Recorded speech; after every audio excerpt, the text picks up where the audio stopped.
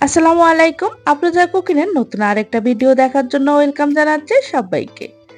আজকের recipe chicken কাবাব। কিভাবে খুব সহজে চুলায় এই চিকেন কাবাবটা তৈরি করবেন সেই রেসিপিটি আপনাদের সাথে শেয়ার করছি। প্রথমে কয়েকটা কাঠি পানির মধ্যে ভালোভাবে ভিজিয়ে নিচ্ছি। এখানে আমি 500 গ্রামের মতো নিয়েছি চিকেনটাকে আমি একদম কিউব করে কেটে নিয়েছি। চিকেনটা ধুয়ে পানি ঝরিয়ে নিয়েছি। এখন এক এক করে মশলাগুলো দিয়ে দেব। হাফ চা চামচ আদা বাটা, হাফ চা চামচ রসুন বাটা, 1 চা চামচ মরিচের গুঁড়ি, হাফ চা চামচ কালো গোলমরিচের গুঁড়ি, হাফ চা চামচ লবণ,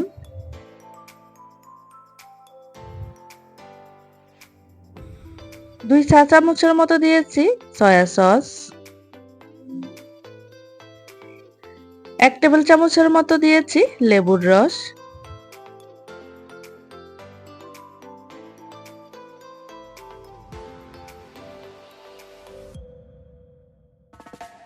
এখন সবগুলো উপকরণ ভালোভাবে মিশিয়ে নেব। মিশানো হয়ে গেলে এখানে চিকেনটাকে রেস্টে দেওয়ার কোনো প্রয়োজন নাই, সাথে সাথে চিকেন কাবাবটা বানিয়ে নিতে পারবেন। এই যে মাখানো হয়ে গেছে। এখন আমি কাঠির মধ্যে চিকেনগুলোকে ভালোভাবে কেটে নেব। অনেকে হয়তো বা ভাবতে পারেন যে কাঠিগুলো আগে থেকে কেন ভিজিয়ে রাখতে হয়। কাঠিগুলো যদি আগে থেকে ভিজিয়ে রাখেন তাহলে চিকেন কাবাবটা যখন তেলে ভাজবেন তখন কাঠিটা পুড়ে যাবে না। এই যে একটা চিকেন কাবাব রেডি হয়ে গেছে। একইভাবে আমি প্রতিটা চিকেন কাবাব রেডি করে নেব। চিকেনটা যখন গাতা হয়ে গেছে তখন হাত দিয়ে এইভাবে চেপে নিয়েছি।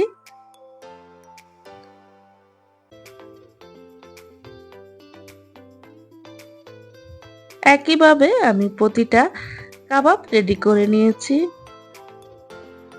চিকেন কাবাবগুলো রেডি হয়ে গেছে। এখন চুলায় একটা প্যান বসিয়ে দিয়েছি। এতে 3 টেবিল চামচের মতো দিয়েছি সয়াবিন তেল। তেলটা হালকা গরম হয়ে গেলে এখন দিয়ে দেব চিকেন কাবাবগুলো।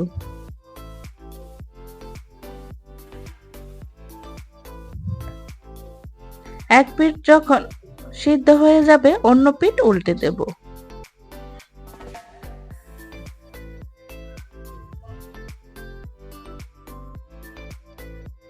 এইভাবে চারপাশ উল্টে পাল্টে চিকেনটাকে ভালো করে রান্না করে নিতে হবে।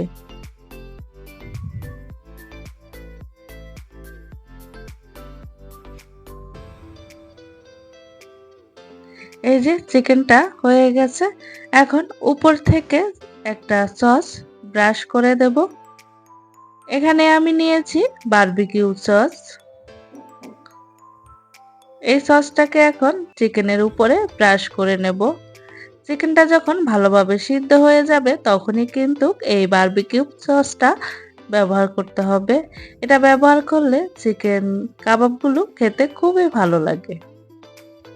এর মধ্যে আমার চিকেন কাবাবগুলো রেডি হয়ে গেছে। আশা করছি আমার ভিডিওটি আপনাদের ভালো লেগেছে। ভালো লাগলে প্লিজ আমার চ্যানেলটিকে সাবস্ক্রাইব করবেন আর একটা লাইক দিয়ে দেবেন।